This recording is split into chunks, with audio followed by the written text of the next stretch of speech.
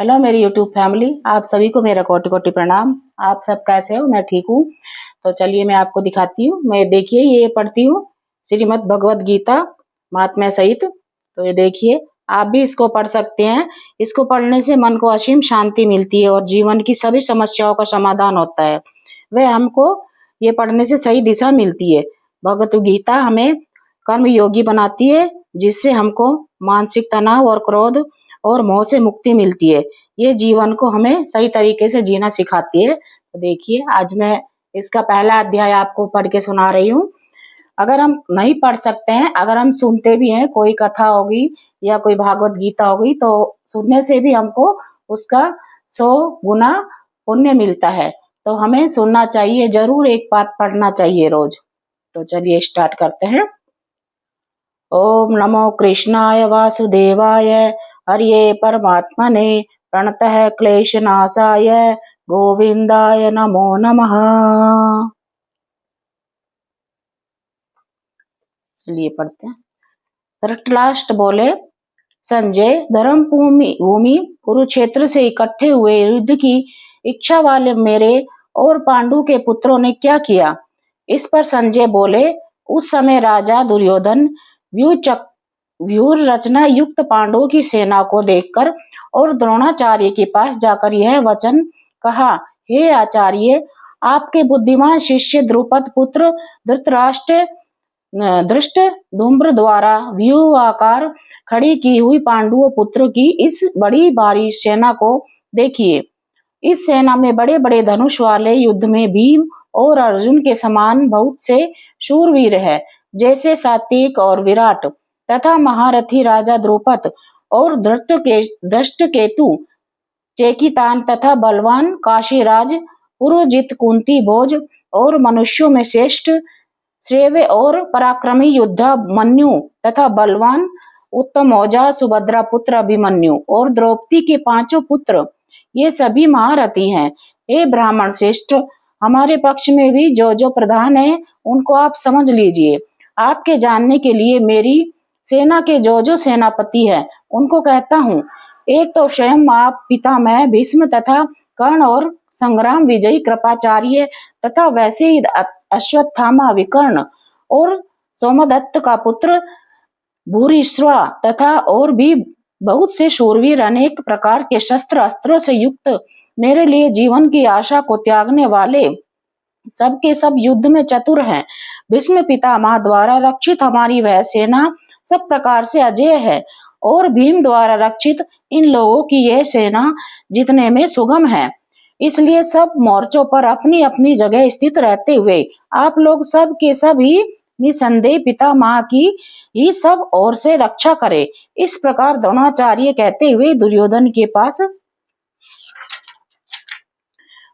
के वचनों को सुनकर कौरवों में युद्ध वृद्ध बड़े प्रतापी पितामह भीष्म ने उस दुर्योधन के नए हृदय में हर्ष उत्पन्न करते हुए उच्च स्वर से सिंह की नाद के समान गरज कर शंख बजाया।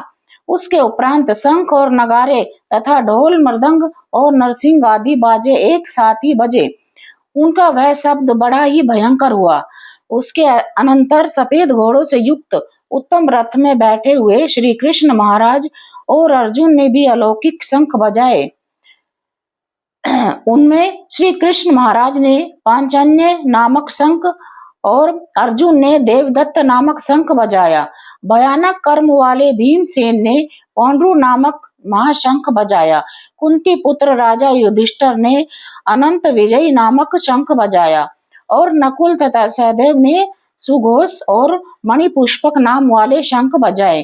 श्रेष्ठ धनुष वाले काशीराज और महारथी शिखंडी और धृष्टधूम्र तथा राजा विराट और अजय सात्विक तथा राजा द्रुपद और द्रौपदी के 5 पुत्र और बड़ी भुजा वाले सुभद्रा पुत्र अभिमन्यु, इन सब ने हे राजन अलग अलग शंख बजाए और उस भयानक शब्द ने आकाश और पृथ्वी को भी शब्दायमान करते हुए धृतराष्ट्र के पुत्रों को हृदय विदीर्ण कर दिए।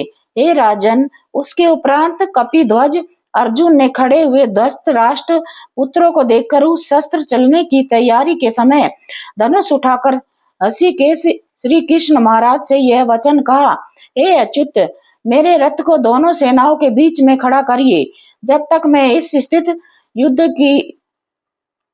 युद्ध की कामनाओं को अच्छी प्रकार देख लूं कि इस युद्ध रूप व्यापार में मुझे किन किन के साथ युद्ध करना योग्य है।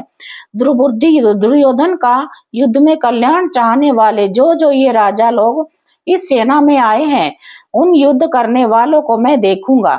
संजय बोले, हे धृतराष्ट्र, अर्जुन द्वारा इस प्रकार कहे हुए महाराज श्री कृष्णचंद्र ने दोनों सेनाओं के बीच में भीष्म और द्रोणाचार्य के सामने और संपूर्ण राजाओं के सामने उत्तम रथ को खड़ा करके ऐसे कहा कि हे पार्थ, इन इकट्ठे हुए कौरवों को देख। उसमें उपरांत हे प्रथापुत्र, अर्जुन ने उन दोनों ही सेनाओं में स्थित हुए पिता के भाइयों को, पितामहों को, आचार्यों को, मामों को, भाइयों को, पुत्रों को, पौत्रों को तथा मित्रों को, ससुरों को और सुहृदों को भी देखा। इस प्रकार उन खड़े हुए संपूर्ण बंधुओं को देखकर वे अत्यंत करुणा से युक्त हुए। कुंती पुत्र अर्जुन शोक करते हुए ये बोले, हे कृष्ण, इस युद्ध की इच्छा वाले खड़े हुए स्वजन समुदाय को देखकर मेरे अंग शिथिल हुए जाते हैं और मुख भी सूखा जाता है और मेरे शरीर में कंप तथा रोमांच होता है तथा हाथ से गांडी धनुष गिरता है और त्वचा भी बहुत जलती है तथा मेरा मन भ्रमित सा हो रहा है, इसलिए मैं खड़ा रहने के भी समर्थ नहीं हूँ। हे केशव, लक्ष्मणों को भी विपरीत ही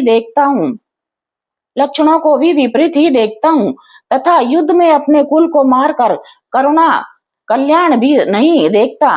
हे कृष्ण, मैं विजय नहीं चाहता और राज्य तथा सुखों को भी नहीं चाहता। हे गोविंद, हमें राज्य से क्या प्रयोजन है अथवा भोगों से और जीवन से भी क्या प्रयोजन है, क्योंकि हमें जिनके लिए राज्य भोग और सुखदायक इच्छित है, वे ही यह सब धन और जीवन की आशा को त्याग कर युद्ध में खड़े हैं, जो कि गुरुजन, ताऊ, चाचे, लड़के और वैसे ही दादा, मामा, ससुर, पोते, साले और भी संबंधी लोग हैं। इसलिए हे मधुसूदन, मुझे मारने पर भी अथवा 3 लोकों के राज्य के लिए भी मैं इन सबको मारना नहीं चाहता, फिर पृथ्वी के लिए तो कहना ही क्या है।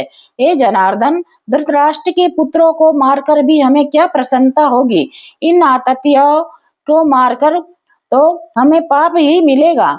इससे हे माधव, अपने बांधव धृतराष्ट्र के पुत्रों को मारने के लिए हमें योग्य नहीं है, क्योंकि अपने कुटुंब को मारकर हम कैसे सुखी होंगे।